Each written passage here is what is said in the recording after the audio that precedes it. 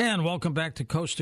George Norrie with you. Hugh Newman back with us. He was last on the program almost 2 years ago. He's a world explorer, conference organizer, author, tour host. He is a regular guest on Ancient Aliens, Unexplained, Forbidden History, Ancient Civilizations, and other television shows.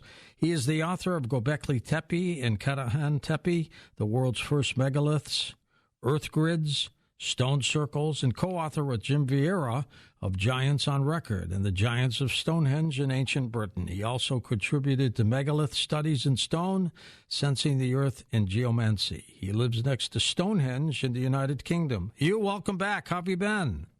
I'm very good, George. How are you? Good. Looking forward to this. How did you get interested in these megaliths? That actually came through crop circles, actually, way back, 20, 25 years ago, because they kept turning up, and it kind of drew me into the megalithic landscape in Wiltshire and Cornwall and other places, and I became hooked, became a megalithomaniac, and that was that. What did you conclude about crop formations? Those things amaze me. They do, and they keep coming as well. They're still coming. There was plenty this year. There's like 25 or so this year. But yeah, they're fascinating, and the interesting thing about them is that they're located so close to these stone circles and megaliths and ancient earthworks and long barrows and everything else, and they even encode similar geometries and measurements as you get in the stone circles. So yeah, they're pretty amazing, but and they go back as well, just like the megaliths do. There's a prehistory of them. Do you think they're ET created? Could well be. I mean, some of them are difficult to explain. There's lots of sightings associated with them. So who knows? I used to tell researchers that if you had 100 crop formations and 99 of them were made by man, there's the one you can't explain. That's the story. Yeah, no, you're right. Yeah, that's it. I mean, even if a tiny percentage can't be explained, and you still have that today even, it's quite strange. I mean, people kind of tend to know who makes certain ones, but actually there's still some of them are still very much unexplained. You wrote a book called Gobekli Tepe and Katahan Tepe, the world's first megaliths. Let's talk about each site, first of all, where they are and what they are, in your opinion. Go ahead with Gobekli Tepe. Yeah, Gobekli Tepe has become, one of the main sites in Turkey to visit. This dates back to 11,600 years ago. This is the dating they're getting now. And they found a whole bunch of circular, oval or elliptical shaped sort of like stone circles, but the pillars are beautifully carved T-shaped pillars. Then you have two giant ones in the middle as well, and much of this is like carved out of limestone, beautiful relief carvings on it, and they've excavated about 5 to 10% of the site. So they've got about 5 or 6 of these so-called stone circles already excavated, but there's up to about 15 more that haven't yet been excavated. This is just one site, and what they found there is really quite remarkable. There's new discoveries still being made there, and because the site appeared to have been deliberately covered over, then it's hard to kind of excavate. You've got to remove all this rubble and stone, but there's geometries coming out of them. There's specific measurement systems. There's remarkable alignments and very abstract artistic design in 3D relief on these stones. Now, people weren't supposed to be doing this back then. Right. It wasn't supposed to be happening till Egypt, like 6,000 or 7,000 years later. And so you've got to imagine, we're talking about like 20 stone hinges in one site. Now they think there's at least 12 of these sites in total, possibly even more. So Gobekli Tepe is really just the tip of the iceberg. Does it look like the stones were moved or carved in place?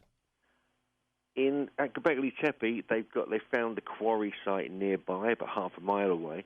So they were carving them on the kind of plateau they're on, which is near Şanlıurfa in southeast Turkey, the Anti-Taurus Mountains. And so they know they were relatively local, but they still had to carve them out of solid rock. And move them over. And move them over. Some of them, we're talking like between 5 and 10 tons at least. Some of them could weigh more. They're now finding bigger and bigger stones like we're seeing at Karahan Tepe, for instance. And, yeah, it does, it just shouldn't have been happening at this time. Even this sophistication isn't really evident in the stone circles of Britain some 7,000 years later. And so, where did these ideas, this innovation, this style come from? By looking at it, Hugh, what would you say its purpose is? When it comes to Gobekli Tepe, I think it's multiple purpose. I think as Klaus Schmidt, who was the original German archaeologist who kind of discovered the site in the mid-90s, he said for a long time these were like temples. And this is now being changed by the new archaeologists that have come in. So unfortunately, Klaus Schmidt died a few years ago. And they're now claiming it's a kind of domestic dwelling where people were starting to live, where hunter-gatherers started to kind of settle and start to grow food and things like this. But to me, when you look at the site, you can see these are highly decorated, ritualistic, almost shamanic sites. They're not just for people to hang out in or live there. This is something else. So definitely a ceremonial aspect to it.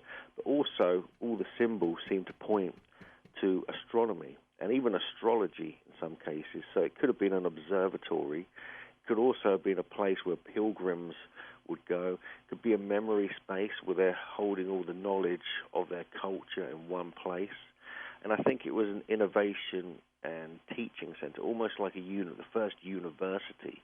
So all this adds up to something quite remarkable. Are there doorways, Hugh, where people can go into some place? Well, the strange thing about Gobekli Tepe is that there's no clear, apart from a couple of the enclosures, there's no clear entrances. They're kind of almost like being blocked up with walls. Yet some people have suggested they may have had roofs. That's one of the theories. So people would have gone through the roofs, through these hold stones that were part of the constructed roof. But in enclosure D and enclosure C, there does appear to be entrances coming in from the south that got changed over time, as though they're kind of entering from the south, looking north as they approach the kind of center of these enclosures. So they may have climbed down steps is another option. That's why they can't explain why there's no clear doorways at ground level. But certainly there's different theories about that for sure. Is the structure hollow or is it solid? Well, most of what's been excavated at Gobekli Tepe is located on the bedrock. So the structures are built upon a layer of bedrock, and then they kind of place the stones, insert them in sockets and things like this, and balance them in place somehow. But some of the structures, the later structures, they actually cover over earlier enclosures, earlier kind of stone circles, and then build upon that. So they build upon the mound they've covered it up with. And so there's lots of rebuilding, reconstructing, reorienting, I think, as well when it comes to the astronomy and astrology. And so, I think there's quite a lot going on there. And these were in use for, a couple of thousand years before they were kind of covered over and completely forgotten about for about 10,000 years. Wow, that's amazing. Let's move over to Karahan Tepe. Where is that? Karahan Tepe is located 23 miles or about 37 kilometers southeast of Gobekli Tepe. It's in the Tek Mountains. This is limestone mountains, but when you drive through there, you really feel like you're in the middle of nowhere. It's like a marsh landscape. And Karahan Tepe, that's a modern name given to it in 1997 by Bahatin Selik, a local archaeologist. It used to be called Keceli Tepe, Keceli and Tepe, and this is still the name of a local area. And this is only recently been excavated since late 2019. I've been visiting the site along with Andrew Collins and J.J. Ainsworth since 2014, before it was excavated. And all you could see there, which is pretty weird, is just the tops of these T-shaped pillars popping out of the ground because it had been covered over, remember, like all these sites have. And we always wondered what was going to be discovered there. But then when they did start excavating and what did come out of the ground when it was eventually announced in the 2021 is absolutely mind-blowing. And it really is on par and similar to Gobekli Tepe. And yet here they appear to carved directly out of the bedrock in many cases. We have kind of subterranean chambers with pillars, carved directly out of the bedrock. We have protruding heads coming out of walls, and even some of the T-pillars and benches on the western edge of the main enclosure, anyway, at Karahan Tepe, is carved out of bedrock, whereas the rest of the enclosure is freestanding T-pillars.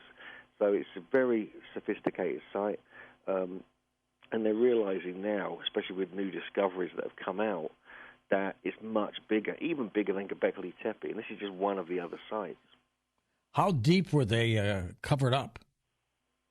They're covered up. I mean, when we were visiting Karahan Tepe, since 2014, before it was excavated, it was covered up to the tops of the T-pillars, basically. It would have been completely covered over. How many feet might that have been? You're probably talking between 7 and 12 feet. Wow. Maybe more in some cases, because some of these T-pillars, and now we're thinking they could be up to at least maybe 15 to 18 feet tall at Karahan Tepe. Jeez. So it could have been even more. They could have had layers on, but over time, thousands of years, the tops get, the wind and the weather kind of blows off the top layers, so things start to get exposed. And so, so that Karahan Tepe is really where it's happening now. This is where all the new discoveries are coming out. And, I think one of the most important things there is what's called the Pillar Shrine, or structure AB.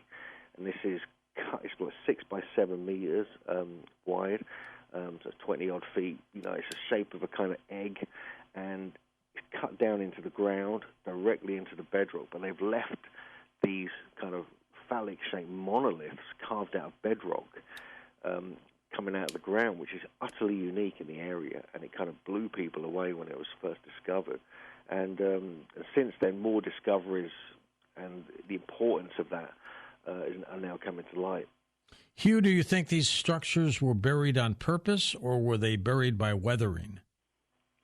They were buried on purpose for sure, because you can see this at most of the sites now, that they were repairing the sites. Really, they were repairing them because they must have got damaged, and then kind of burying them really carefully, so all the stones upright in situ. They were placing kind of artifacts, these polished stone plates, for instance, on some of the benches between the T-pillars.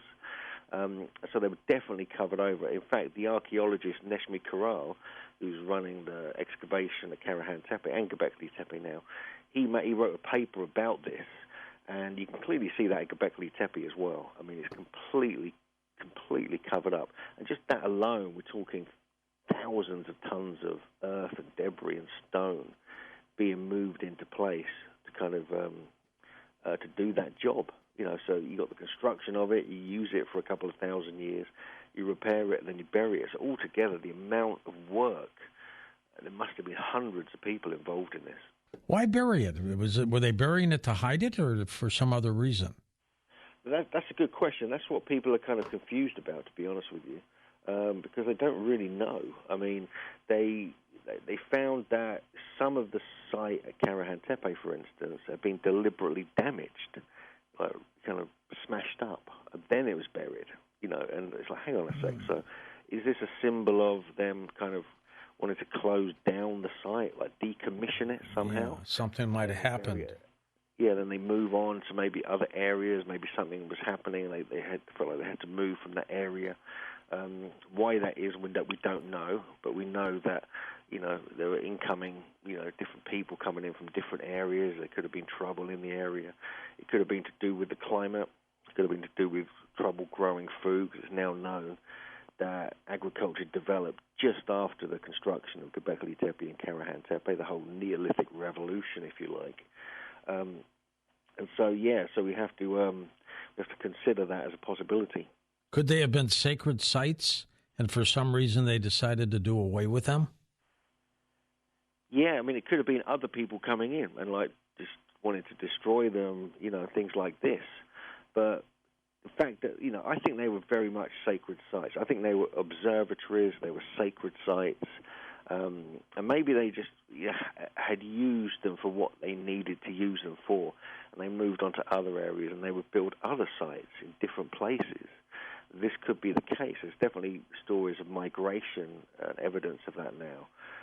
But the fact that, they were observatories meant maybe they, the stars and the planets and the sun and the moon had moved from where they wanted it to be after they're done with it, and they moved on to somewhere else. So that's one of the ideas. Jeez. Were they buried in sand, Hugh, or just dirt? Well, it's a bit of both. I think they used the local materials like rock, rubble, different soils. There's even evidence in the pillar shrine where these kind of 11 pillars sticking up out of the ground with the head sticking out of the wall, that they kind of layered it really carefully, and at the very top they put kind of flagstones, like large flat stones, to kind of cover it over as like a final layer, if you like, and kind of preserve what was in there. And they have found possibly materials from different areas, like people are coming in from different parts of the country even. So that's so it may have been a very special pilgrimage place when it was in use. In terms of widespreadness, how big would it be if you were looking at it from above? Karahan Tepe stretches at least for a mile, I would say, a couple of kilometers if you stretched it across the landscape, because you've got stuff going on different hills. Like to the north, you've got Gobekli Tepe, you've got sites further afield, like 7 kilometers away or 5 or 6 miles away, like Habet Zuvan Tepeze, and it's pretty big. Yeah, I mean it's bigger than you think. It's not just one site you could walk about in. I mean, because the largest enclosure at Karahan Tepe is 23 meters or 75 feet, and that's only the main one that's been uncovered. There's a whole bunch of smaller ones in the general area, but it stretches across the entire hill, across the valley, they're now realizing. And it's pretty epic, and I think people are going to realize that Gobekli Tepe is bigger than people realize. That is amazing. The other sites are as well. It's pretty amazing. What is the significance, Hugh, of the winter solstice alignment at Karahan Tepe? Yeah, that's one thing that really stunned myself and J.J. Ainsworth. We had a fascination with archaeoastronomy for a long time, and a series of events led us to be there for the winter solstice in 2021, like December the 20th it was at the time. And we discovered this remarkable alignment. So there's a whole stone, which is like almost carved out of the bedrock, between the main enclosure and the pillar shrine, where all these upright pillars are carved with the bedrock, and this head sticking out, which has got serpent scales and an open mouth on it, which is 3 times the size of a human head.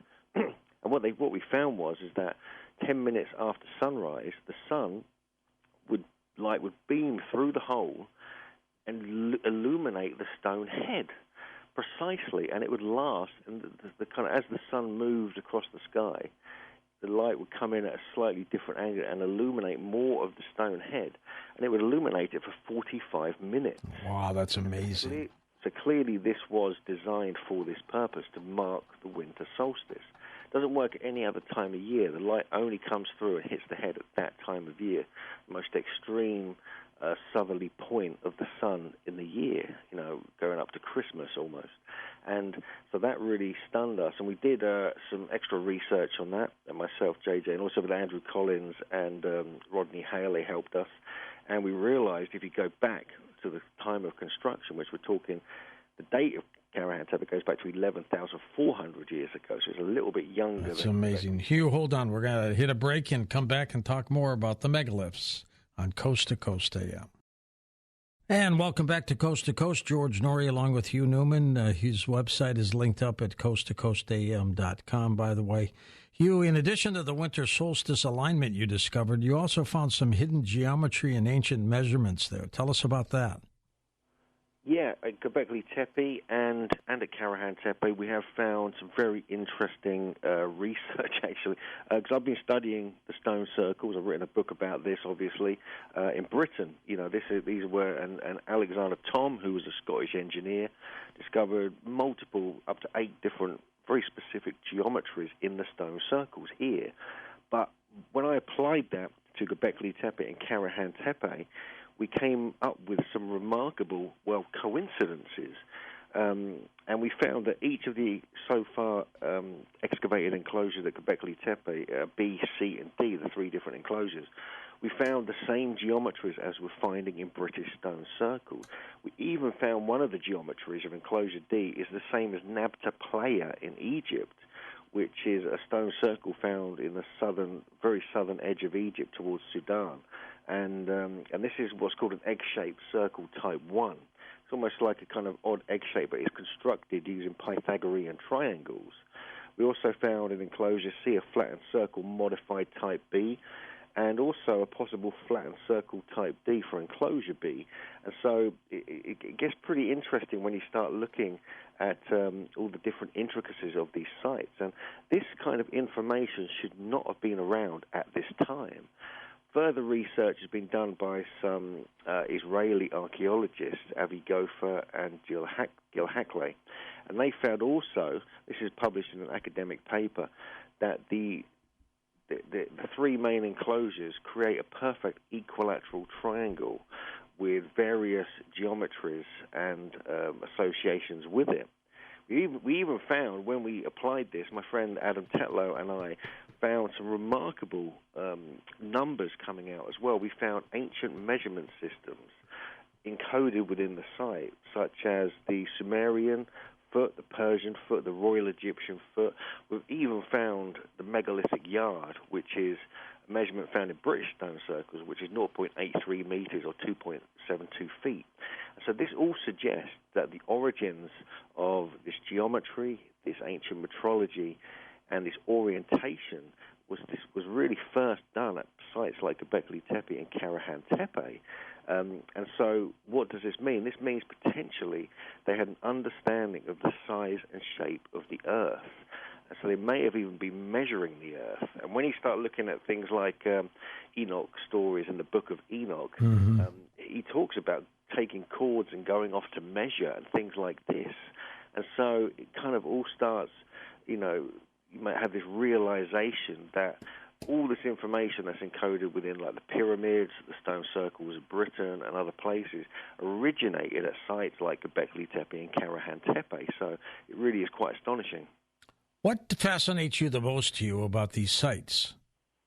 Well, I think part of what I've just been mentioning is we're finding all these anomalies that shouldn't be there. I mean, one of the other things that also fascinates me, as you know, but I've talked about it before, is earth grids and earth energy and things like this. And they've even found inside enclosure D, the main enclosure at Gobekli Tepe, some remarkable acoustics and also a magnetic anomaly at the center of enclosure D, like a spiraling magnetic anomaly.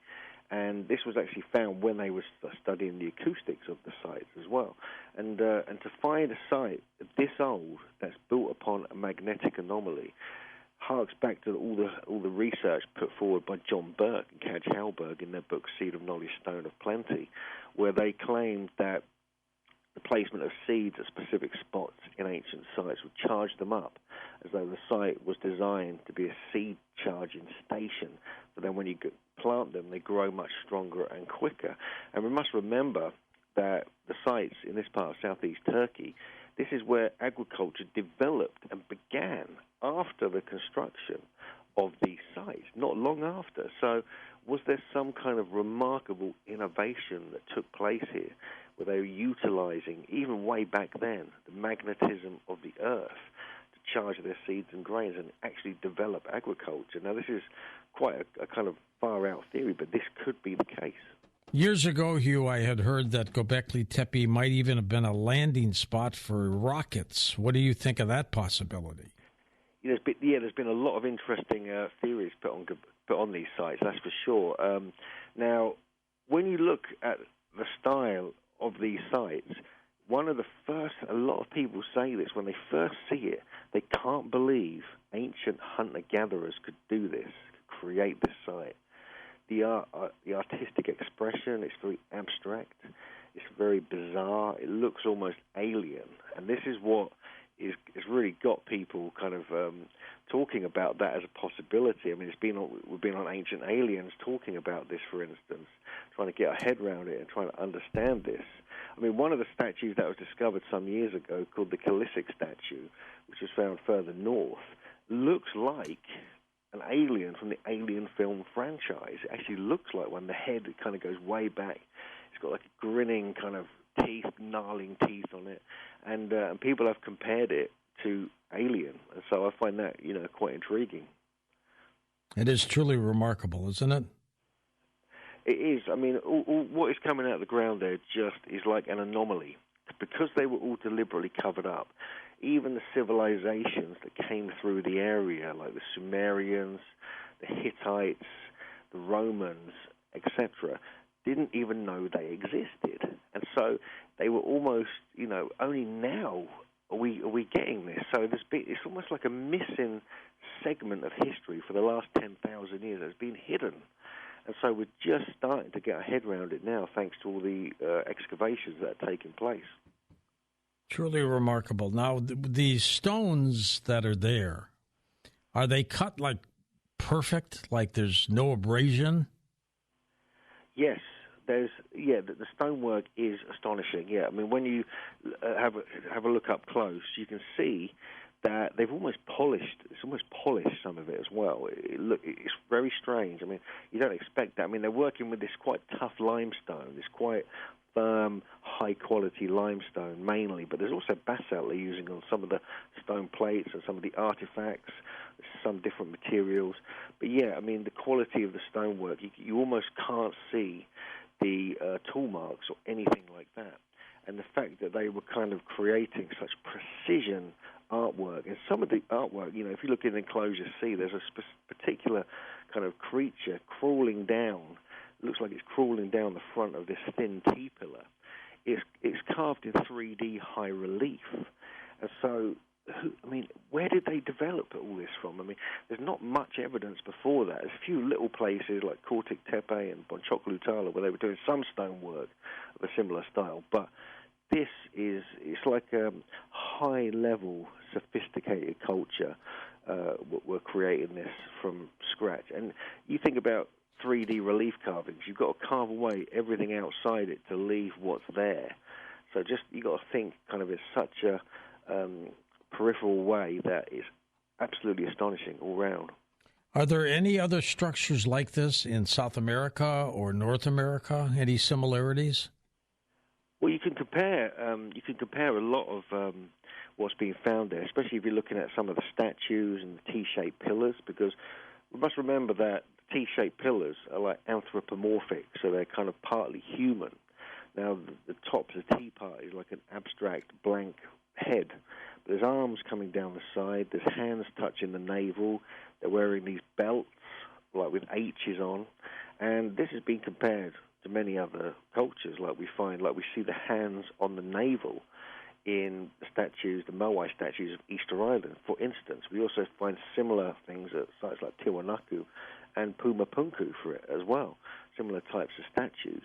And also, we must remember that the name of Gobekli Tepe really means pot-belly or navel hill. And Easter Island as well, the tradition there is that that's the navel side, that's the kind of center side. And yet they all have hands touching the navel. And so these similarities are like possibly a massive coincidence, because officially Easter Island is a much later culture, but maybe not. Maybe there was a much earlier civilization that many researchers have been putting forward as a theory.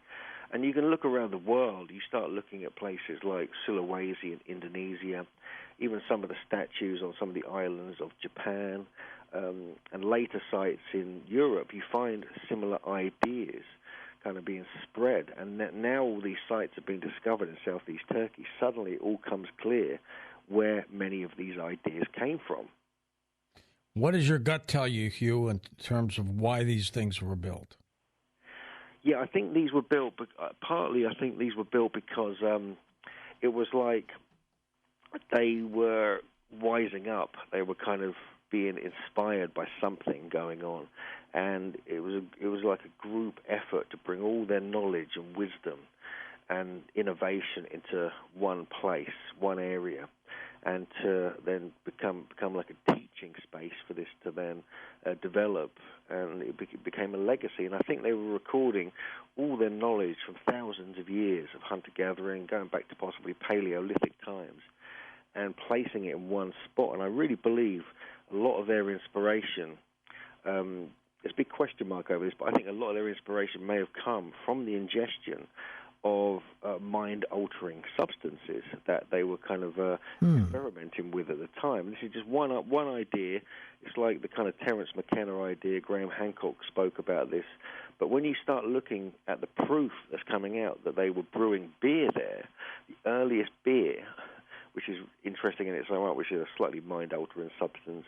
But then they found at other places, actually earlier than this, that when barley is brewed in a certain way to make beer, ergot can actually be a byproduct of this, and this is the substance that is very similar to LSD. And this sounds kind of crazy, but weird. This is a genuine thing that's actually being discovered. Not at Gobekli Tepe yet, but certainly at other sites in Israel that they're even older, that they were brewing beer, and the byproduct was something that was rather psychedelic. Could this have been an entertainment area, or perhaps they had it full of tents and things like that on the top of it?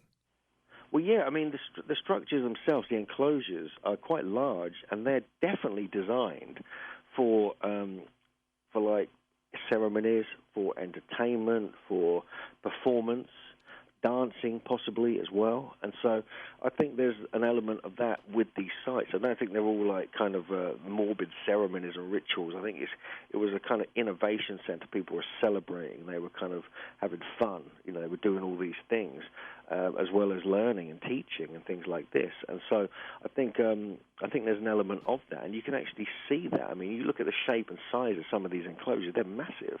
You give it hundreds of people in them, and the evidence now, they've done a lot of research on acoustics.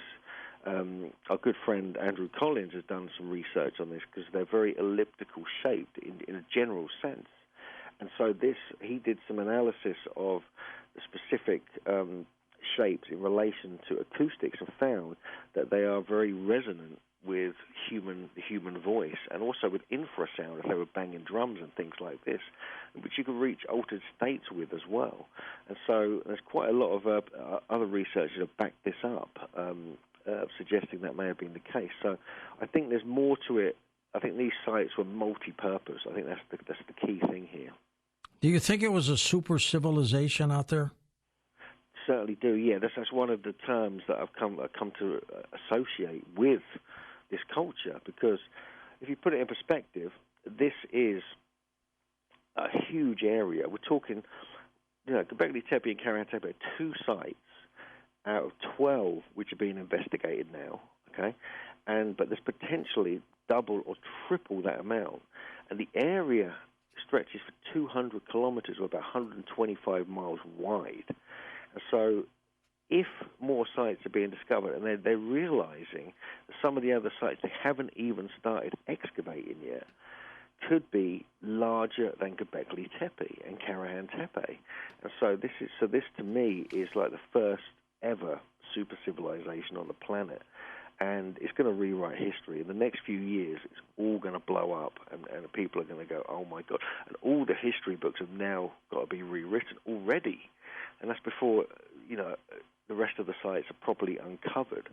And I think you've got such innovation there with the astronomy, the things like acoustics, the geometry, the stoneworking techniques, the layout of the sites, the kind of geodetic system as well. All the sites are kind of built in relation to each other over great distances.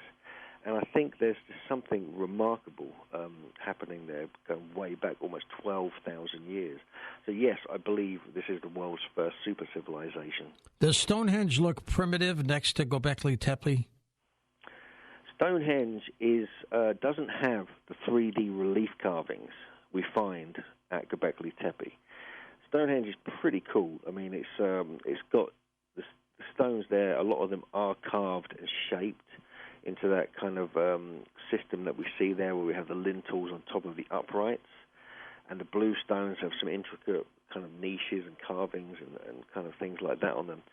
But when you look at Gobekli Tepe, it's almost like it seems like it was built after Stonehenge, because it seems like that's the way the kind of evolution of design went, but it's the other way around.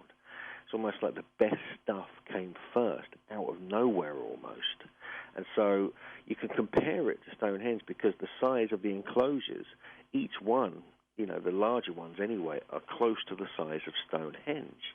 And I think there's actually possibly connections. I mean, you start looking at the geometry and the ancient measurement systems of Stonehenge, and we're finding the same systems in place at Gobekli Tepe. Hold on, Hugh. We're going to take a break at the top of the hour. We'll come back and talk more, and we'll open up the phone lines and give folks a chance to ask you a question.